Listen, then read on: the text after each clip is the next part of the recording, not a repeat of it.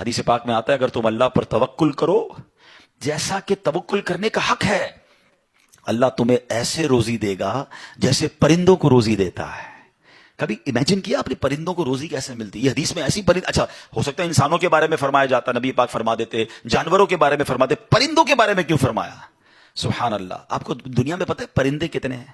ایک کیلکولیشن کے مطابق اس دنیا میں جتنے جانور ہوتے ہیں نا وہ انسانوں کا ملٹی پلائی بائی 10 ہوتے ہیں، ٹھیک ہے؟ ہم 8 ارب ہیں تو وہ 80 ارب ہیں، ساری جانور، چوپائے اور جتنے بھی جانور ہیں، انسیکٹس بھی اس میں ملا لیں، لیکن فرمایا پرندے اس کا ملٹی پلائی بائی 10 ہوتے ہیں۔ اٹ مینس اس دنیا میں اپروکسیمیٹلی 800 ارب پرندے ہیں، ٹھیک ہے؟ 800 ارب پرندے روز کہاں سے کھاتے ہیں؟ کوئی سپلائی لائن کو جا کے ان کو درختوں پہ پہنچاتا ہے؟ کسی گھونسلے میں کوئی آپ نے کبٹ دیکھی، کسی گھونسلے میں آپ نے کوئی سٹاک دیکھا کہ جناب یہ کل کا چارہ ہے، یہ رات کا چارہ ہے، میرے چھوٹے چھوٹے بچے ہیں اس کے لیے چارہ ہے؟ Nothing else. ہر پرندہ 800 ارب پرندے اپروکسیمیٹلی روز صبح فجر کے بعد بھوکے نکلتے ہیں، اور جب شام اپنے گھونسلے میں آتے ہیں تو سب کا پیٹ بھرا ہوا ہوتا ہے۔ سب کو کون کھلا رہا ہے؟ کوئی تو ہے جو نظام ہستی چلا رہا ہے، میرا خدا ہے۔ ایمان لاؤ نا، توکل کرو۔ جب پرندوں کو 800 ارب پرندوں کو روزی دے سکتا ہے، ارے میں اور آپ اشرف المخلوقات ہیں، میں ٹینشن ہی نہیں ختم ہو رہی کال کرو تینوں ہے، سال بعد کیا ہوگا، بچی کی شادی کیسے ہوگی، میرے کاروبار کا کیا ہوگا، ارے مارکیٹ ڈاؤن ہو رہی ہے، ڈالر اوپر ڈالر نیچے، اسی ٹینشن میں مر گئے۔ یار جو رب چونٹی کو کن اور ہاتھی کو من دے سکتا ہے وہ اس نے مجھ سے بھی وعدہ کیا ہے۔ سیکھو نا حضرت ابراہیم سے، کاش یہ توکل نصیب ہو جائے۔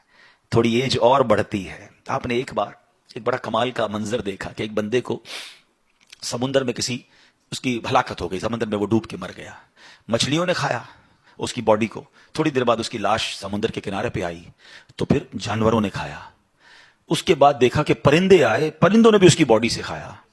آپ کے ذہن میں خیال آیا کہ یا اللہ یہ بندے کو قیامت کے دن تو کیسے اٹھائے گا؟ ایمان تو تھا مگر اس کی باڈی کے اجزاء تو 3 الگ الگ مخلوقات کھا گئی، اور قیامت کے دن یہ واپس کھڑا ہونا ہے اس نے۔ تو سبحان اللہ، آپ نے اللہ سے کہا وَإِذْ قَالَ إِبْرَاهِيمُ، پھر یہ دیکھیں حضرت ابراہیم کا یہ واقعہ بھی قرآن میں موجود 3 پارے میں سورہ بقرہ۔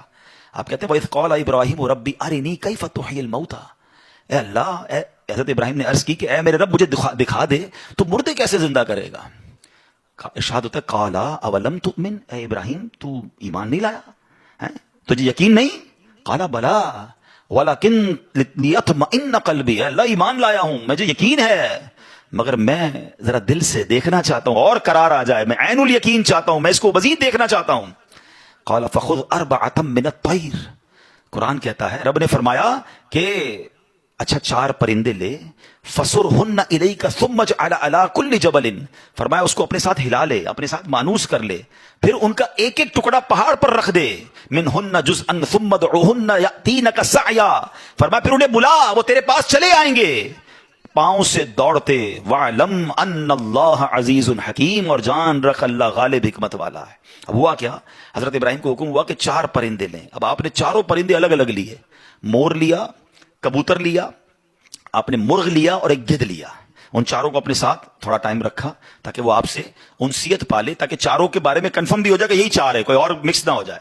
اس کے بعد آپ نے چاروں کو ذبح کیا، چاروں کا قیمہ بنایا اور چاروں کا قیمہ مکس کر دیا، چاروں کا الگ الگ نہیں، چاروں کا ٹوٹل مکس کر دیا، اور اس کے چھوٹے چھوٹے پیس سمجھ لیں 4 پہاڑ پر رکھ دیے، الگ الگ پہاڑوں پر، اور چاروں کی جو چہرے تھے یعنی ان کی کھوپڑیاں تھیں وہ اپنے پاس رکھی، اس کا قیمہ نہیں بنایا، یعنی ان کے سر آپ کے پاس ہیں چاروں پرندے کے، چاروں کا مکس قیمہ ہو چکا ہے، اور 4 الگ الگ پہاڑ پر رکھ دیے۔ قرآن نے کیا کہا تو انہیں پکارو، اب یہ بھی ذرا میں آگے آ کے بتاؤں گا اس ایک خوبصورت آیت کے اس جز سے کیا سیکھنے کو مل رہا ہے۔ قرآن نے کیا کہا کہ انہیں پکارو، تو آپ نے کہا یا ایھا الدیک، اے مرغ، یا ایتھا الحمامہ، اے کبوتر، یا ایھا النسر، اے گدھ، یا ایھا الطاؤس، اے مور۔ آپ کی پکار پر وہ چاروں پرندے جو ہیں ان کا قیمہ آسمان پر اڑنا شروع ہوا۔ فکشن، گرافکس، آج کل اینیمیشن کا دور ہے، کمپیوٹر پر جناب لوگ بہت ساری چیزیں بنا لیتے ہیں۔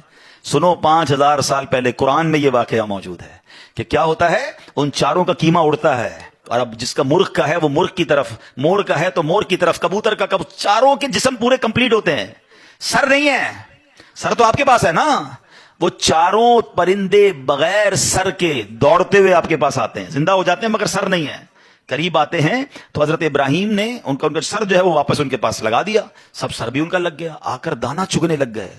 حضرت ابراہیم نے اپنی آنکھوں سے مردوں کو زندہ ہونے کا واقعہ دیکھا اور آپ کے دل کو اطمینان اور قرار آیا. میرا رب یہ ہے. کیسے ہیں کہتے ہیں کسی کو شیر کھا جائے, کسی کو مچھلی کھا جائے, کسی کی سمندر میں موت آ جائے, معاذ اللہ کسی کے پرخچے اڑ جائیں, کوئی آگ میں راکھ ہو جائے, میرا رب چاہے تو سب کو دوبارہ جسم ان کی تمام باڈی کو پھر کریٹ کرے گا اور وہ قیامت کے دن جمع ہوں گے. حضرت ابراہیم نے اپنی آنکھوں سے دیکھا. حضرت ابراہیم علیہ السلام کے اس واقعے سے کیا سیکھنے کو ملا؟ پہلی بات, میرے رب کی قدرت کیسی ہے. ان اللہ علی کل شیء قدیر. ٹھیک ہے. دوسری بات, علماء کہتے ہیں, صوفیانہ تفسیر اس کی لکھی گئی کہ 4 پرندے کیوں لیے گئے, کبوتر, مور, گدھ اور چوتھا مرغ. فرمایا ان چاروں کی نا ایک بری خصلت ہے. مرغ ہے اس کے اندر شہوت بہت ہے. جو کبوتر ہے اس کو اپنی اڑان پر بڑا ناز ہے, بڑا تکبر ہے, بہت اونچا اڑتا ہے. فرمایا گدھ جو ہے اس کا کیا پرابلم ہے, گدھ کے بارے میں فرمایا کہ وہ لالچی بہت ہے. اچھا, پھر اس کے بعد ایک اور پرندہ ہے مور, اس کو اپنی خوبصورتی پر بڑا ناز ہے, وہ خوبصورتی کی وجہ سے بڑا پراؤڈ فیل کرتا ہے. تو فرمایا یہ 4 بری عادتیں ہیں. اس کو ذبح کر کے یہ پیغام دیا گیا کہ اگر تم بھی اپنی اونچی اڑان, اپنے اونچے مرتبوں, اپنے اونچے مقام کا تکبر چھوڑ دو, اپنی خوبصورتی پر گھمنڈ کرنا چھوڑ دو, ہوس اور شہوت کے بعد اپنے آپ کو بچا لو, لالچ کر کے دنیا کے بال کے پیچھے بیڑا غرق اپنا نہ کرو, اگر ان عادتوں کو ذبح کر دو تو اللہ آج بھی تمہارے دل کو زندہ فرما دے گا. ان کو زندہ کیا نا, فرمایا ان عادتوں کو ختم کرو, رب تمہارے دل کو زندہ فرمائے گا اور اس میں نور داخل فرما دے گا. علماء نے اس کی صوفیانہ تفسیر یہ لکھی. اور اب ایک اور عقیدے کی بات بھی, کنفیوژن پھیلانے والے بہت کنفیوژن پھیلاتے ہیں. میں تو قرآن سے آج آپ سے بات کر رہا ہوں نا. اللہ نے کیا کہا کہ انہیں پکارو. وہ تو دنیا میں نہیں تھے پرندے, مر چکے تھے, کیما بن چکا ہے. کیما بنے ہوئے پرندوں کو رب کہہ رہا ہے پکارو. حضرت ابراہیم نے کیسے پکارا, یا ایھا الدیک, یا ایتھا الحمامہ. آپ کبوتر کو پکار رہے ہیں, آپ گدھ کو پکار رہے ہیں, قرآن کہہ رہا ہے پکارو اور نبی پکار رہے ہیں. آج کسی کو نہ جانے یا رسول اللہ سے پرابلم ہو جاتی ہے, کسی کو یا غوث پاک سے یا پرندوں کو پکار رہے, قرآن کہہ رہا ہے. تو اس کا مطلب دنیا سے اگر کوئی چلا بھی جائے تو اس کو